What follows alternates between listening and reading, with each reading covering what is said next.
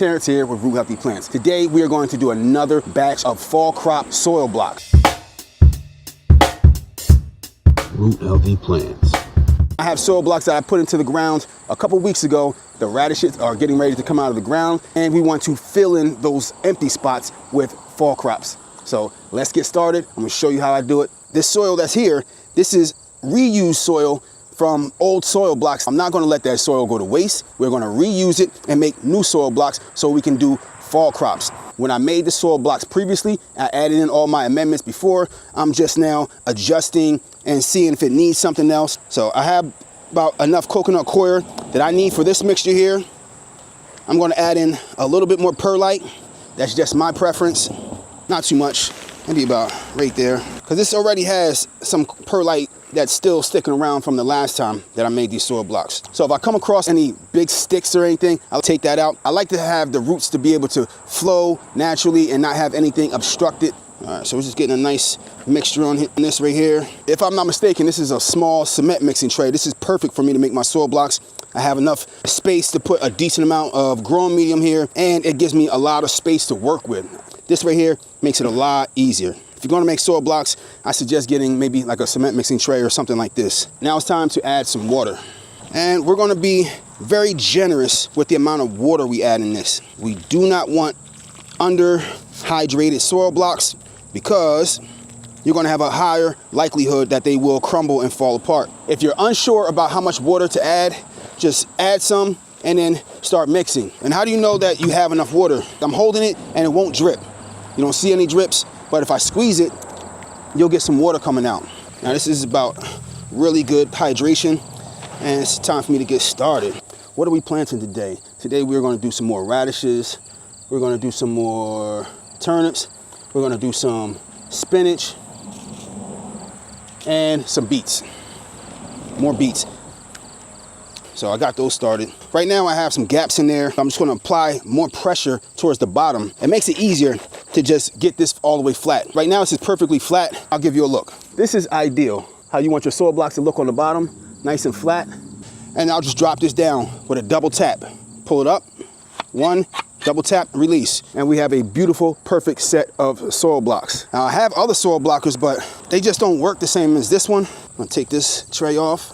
Sit that to the side, and it's nice and sunny out here, so we're gonna get this starting to cure right now. And as I take out each soil block, it's leaving a little bit of moisture in this tray here. Usually when it gets this wet, I like to add in some more growing medium and just keep amending from there if I'm gonna make a lot more soil blocks. Drain off what I can on the side, okay.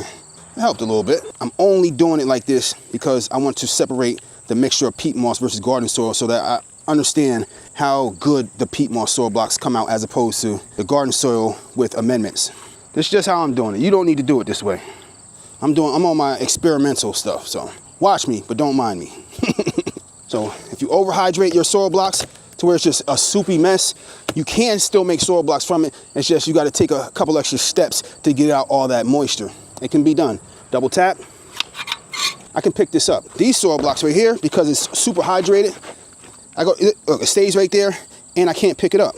It just falls apart. It's a soupy mess. You don't want a soupy mess. Now, you're gonna watch me take that soupy mess and put it in here and make a good soil block with it. Now, I'm gonna try to drain some of this off to the side. I'm just gotta drain off a lot of water. I'm gonna add in a little bit more soil here because I'm gonna press this down more. Just get that moisture up out of there. Try to press these in as much as I can. So if I can press it in and I have an indentation like this, gotta add more soil. I can go to each individual block and put pressure on each individual one and see how much of an indentation I make. If I don't make an indentation in there, it's good. The excess is gonna get slid over to where the indentations. I feel good. Now we're just gonna put this on this flat bottom and fully flatten it out. And now our soil blocks don't fall out.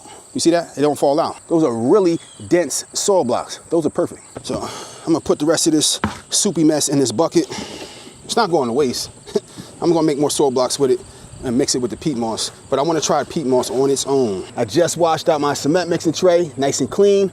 I just cleaned off my soil blocker. So we are starting with a fresh batch of peat moss. Got my peat moss over here. All right, let's get this bag open. It's a big brick of peat moss right here. I'm gonna do a batch with just peat moss. I'm gonna do a batch with peat moss and coconut coir. And then I'm gonna do a batch with peat moss, coconut coir, and perlite and see what the difference is in how they turn out. We're gonna see, I don't know. Feels like a nice grown medium to work with. Not too many like wood chips and thick pieces that I have to pull out. I mean, I see a few sticks here and there. That's no big deal. I'll toss them out when I see them. The garden soil versus this peat moss. And the garden soil, I usually see a lot more bigger chunks. I'm only gonna mark the peat moss because that's the stuff that I'm experimenting with. Whatever's not marked peat moss, we already know that's garden soil. So let's hit it with the water and let's do the first batch with just peat moss and see how that comes out. So let's hydrate. What lengths are you willing to go through to provide healthy, organic food on your dinner plate for you and your family? How much work are you willing to put in to get the results that you want as far as like a proper, clean diet, knowing what's in your food, knowing where it came from, knowing that it's sourced from your own backyard. I like to use COVID for an example. You didn't want to have to put yourself at risk, at harm. If you are self-sustainable, if you have food at home, you know you can survive. You don't have to go to the grocery store because your grocery store is at home. You have enough food to survive, get by, weather the storm. Definitely need to have the tools, the mental know-how. You need to have the patience, the fortitude, to have prepared for what may come. You know, I've been doing this for some years now, and I'm still learning as I go. But I'm in a way better place than when I started. All right, so this right here, this is just the peat moss. So right now, you can see it's not dripping, but if I squeeze it, you should be able to see the dripping right there, the water dripping from it.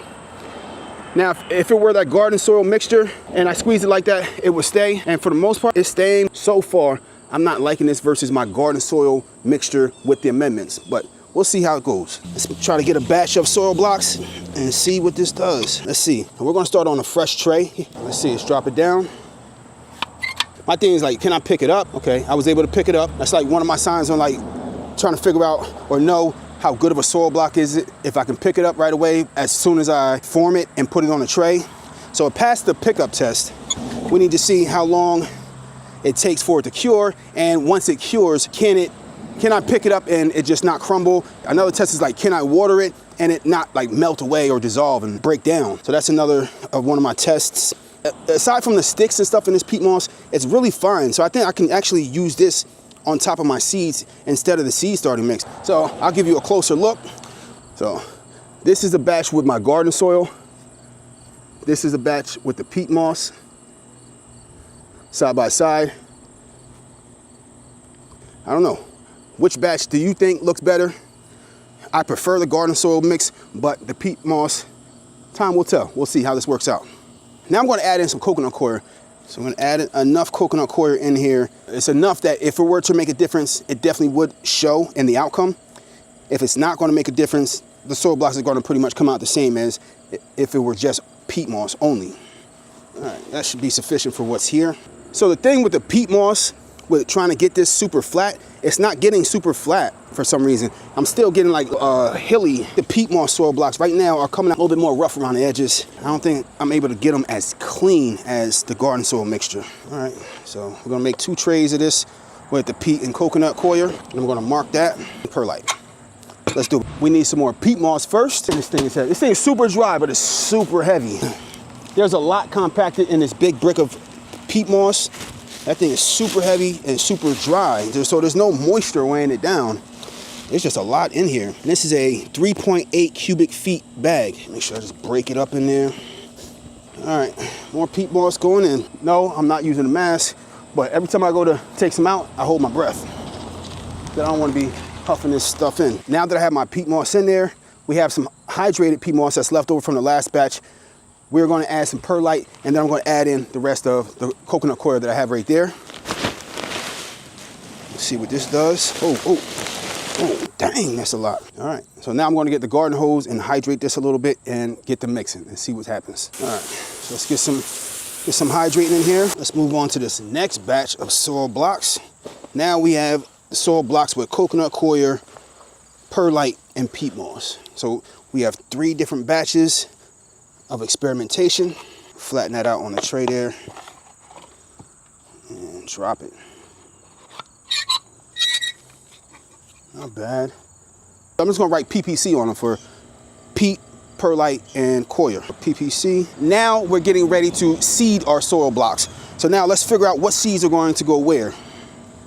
I want to do more of like my 30-day crops, the stuff that takes the shortest amount of time to grow and come to fruition. I want to be able to get more out of the fall season. I got radishes that I'm going to harvest today, so I'm going to get more radishes in the ground. What are we seeding today? We're doing some baby greens spinach. We're doing some organic Detroit dark red beets. We're doing organic cherry bell radishes. All right, so I'm over here seeding this tray. I accidentally dropped 2 seeds in this one right here, and I don't want 2 seeds in this one. Look how I could just pick up this soil block, dump out the seeds, and put this soil block back.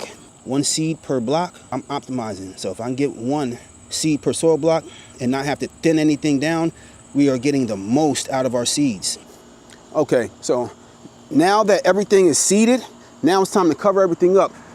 I like to use a seed starting mix to cover up my seeds. And it's super easy for the seedlings to just come and poke right through. I just kind of like to sift through it with my fingers and make sure that it's like dust. I'm just gonna go and put a little bit of seed starting mix over each one. We don't need to like really bury the seeds.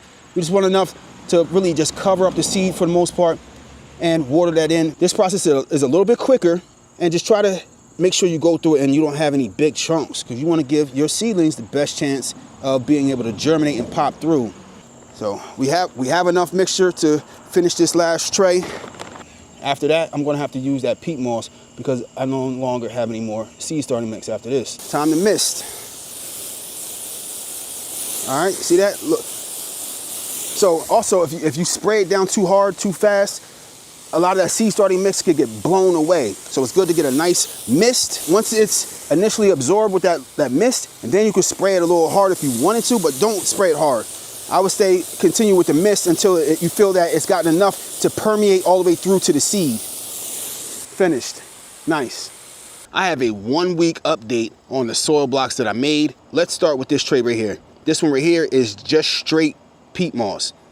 It has not held up to top watering, which I've been misting them, but this one has definitely been crumbling. I don't know if squirrels or any birds or anything have come over here and tried to eat seeds out of it and made it crumble, but it's not holding up. This one is perlite, peat moss, and coconut coir. So these are holding up well. I want to compare these. This is radishes, and we got germination from 927. This is from regular soil. Now these soil blocks hold up better. We have no germination yet. The coconut coir and peat moss don't hold up as well. Maybe there's something to be said about that. Overall, the soil blocks are holding up in open weather. These are exposed to the elements. They are doing okay. This one is probably doing the worst, but I don't really have any complaints. If I don't have any soil to make soil blocks with, I will continue to use the peat moss, but it is not my preference. But we're gonna keep monitoring this. I only top water until I get germination because the seed is on the top. After that, I bottom water so that the roots can start to seek for moisture at the bottom. Let's start the conversation. Let's talk about